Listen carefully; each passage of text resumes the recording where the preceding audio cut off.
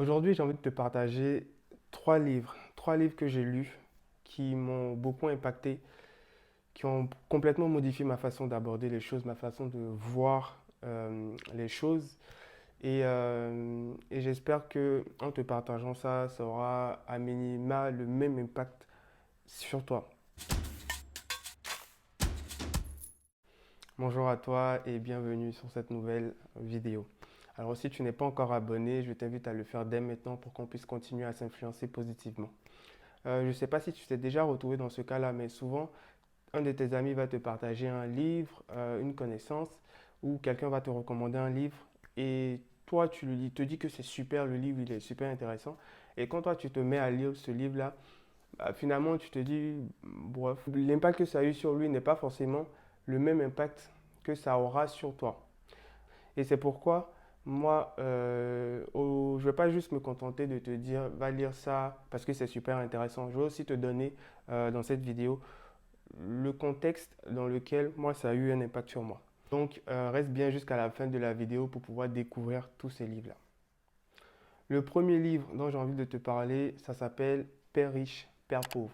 C'est peut-être un livre que tu as déjà entendu parler, que tu as, voilà, ou peut-être pas, peut-être que tu n'as jamais entendu parler, mais je vais t'en parler ici.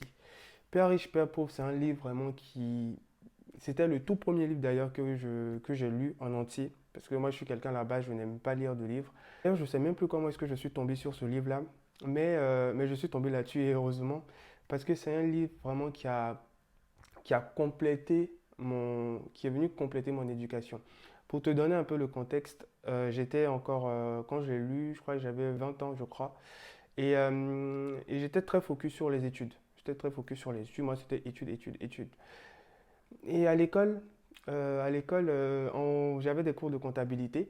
Et durant ces cours-là, on nous apprenait ce qu'on appelait un actif, ce qu'on appelait un passif pour l'entreprise. Et on nous apprenait à catégoriser les biens de l'entreprise en actif ou en passif. Mais moi, j'appliquais ces leçons-là, on va dire assez naïvement. Je ne comprenais pas vraiment ce que je faisais. Et je suis tombé sur Père riche, Père pauvre. Et dans ce livre-là, l'auteur, il s'appelle Robert Kiyosaki, il démystifie en fait cette notion-là pour moi. Tu vois, il commence à expliquer de façon très simple ce qu'on appelle un actif, ce qu'on appelle un passif. Et d'ailleurs, ce qu'il disait, c'est que, assez simplement, c'est qu'un actif, c'est quelque chose qui va te générer l'argent tout le temps. Au cours du temps, c'est quelque chose qui va te rapporter de l'argent. Par exemple, tu as un bien immobilier, tu mets en location, ça te rapporte de l'argent tout le temps. Et un passif, c'est quelque chose qui va te sortir de l'argent tout le temps, tout le temps, tout le temps, tout le temps. Par exemple, si tu t'achètes une voiture, ça ne va pas prendre de la valeur. Au contraire, au cours du temps, tu vas sortir de l'argent pour payer l'assurance, pour payer l'essence, tous les mois, tous les mois, tous les mois. Donc, tu vois, il a expliqué ça super simplement. Et puis, moi, j'ai dit, OK, en fait, c'est ça, un actif, c'est ça, un passif. Et après, plus loin dans le livre, il m'explique que à l'école, on ne nous apprend pas tout. Je t'ai dit que j'avais encore 19 20 ans, donc moi je découvrais encore la vie, on va dire. Je connaissais rien encore. Donc, et là il m'explique que ce qu'on nous apprend à l'école, c'est pas complet. On nous apprend rien, par exemple, sur l'argent. On n'a aucune éducation financière durant près de, je ne sais pas combien d'années qu'on passe à l'école. Et là, pour moi, ça fait sens à ce moment-là.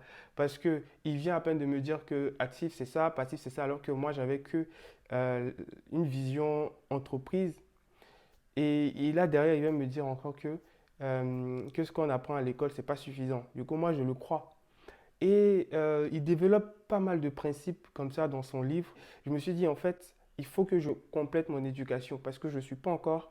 il y a beaucoup de choses encore que j'ai à apprendre et voilà. Et c'est en ce sens-là que ce livre-là, il a eu un impact sur moi parce qu'il est arrivé dans une période où je ne savais pas ce qu'on appelle l'éducation financière. Je ne connaissais rien à ces notions-là. Je n'avais jamais entendu parler de ça. Donc, ça a eu un fort impact sur moi. Et je vais te dire jusqu'à aujourd'hui, ça m'a donné une certaine logique, une certaine approche. Je me disais, bah, dans ma vie, bah, moi, je vais que acheter les actifs. Comme ça, forcément, à un moment donné, je vais devenir riche. Parce que si j'achète que les actifs, forcément, c'est des choses qui vont me faire rentrer de l'argent. Et voilà. Et du coup, je me suis dit, OK, comment est-ce que je vais faire pour acheter que des actifs? Et là, même jusqu'à présent, c'est comme ça que je réfléchis. J'essaie de ne pas avoir de passif, des choses qui vont faire sortir mon argent, mais j'essaie d'avoir plutôt accumulé, plutôt de construire, accumuler des actifs. Et c'est vraiment une leçon qui me suit jusqu'à aujourd'hui. Parce qu'une chose aussi est de lire un livre, une autre chose aussi est d'appliquer les principes de ce livre-là. Donc, c'est un livre que je te conseille vraiment. Je te mets dans la description le lien Amazon pour que tu puisses retrouver ce livre. Donc voilà, premier livre que je te conseille vraiment. Je pense que ça va avoir un impact très très positif sur toi. Et même, ça peut changer carrément ta façon d'appréhender ta vie financière. Deuxième livre dont j'ai envie de te parler, et c'est exactement le deuxième livre aussi que j'ai lu, c'est Les 7 habitudes de ceux qui réussissent tout ce qu'ils entreprennent. De toute façon, je crois que tu vas le voir apparaître ici sur l'écran. Je venais de lire Père riche, Père pauvre. Et Père riche, Père pauvre m'a appris que bah, dans la vie, il faut avoir des actifs, il faut essayer de se construire des actifs. Moi, je me disais comment est-ce que je fais tout ça. Et j'ai commencé à plus m'intéresser à des livres, puisque là, je découvrais aussi un monde parallèle aux études. Je me disais, ah, il y a beaucoup de choses quand même à apprendre sur l'argent, sur soi-même. Et voilà, je suis tombé comme ça sur ce livre-là, qui est plutôt un livre de développement personnel. Et c'est un livre qui a été, heureusement que j'ai lu tôt, parce que ça m'a vraiment permis de prendre de commencer à développer des bonnes habitudes. Dans le sens général, sur toi-même, ton être, comment est-ce que tu fais pour grandir, être meilleur de jour en jour. Et donc, ce livre-là, j- il était formidable. Je crois que je l'ai relu, je l'ai même passé à une amie qui a lu également, qui a très très bien apprécié. En fait, c'est un livre dans lequel il te dit, il y a 7 habitudes que tu dois développer. Il y a 7 habitudes que tu dois développer. Et ces 7 habitudes-là, moi, je vais te partager comme ça 3 habitudes que j'ai implémentées parce que, encore une fois, lire un livre, ça ne sert à rien si derrière, tu ne fais que lire, si derrière tu n'implémentes pas, si derrière toi-même tu n'essaies pas d'appliquer ça dans ta vie. La première habitude dont moi je me rappelle et qui est encore ancrée en moi, c'est faut être proactif. Faut être proactif et la définition qu'il donnait à proactif, euh, si tu veux, c'est un peu le pendant de réactif. Quand tu es réactif, tu réagis aux événements de la vie. C'est-à-dire, tu es plutôt passif et lorsque tu as une sollicitation de la vie, par exemple, tu es en bonne santé aujourd'hui, mais tu ne fais rien pour entretenir cette bonne santé-là. Ben, demain, c'est quand tu vas être malade que tu vas chercher à te soigner.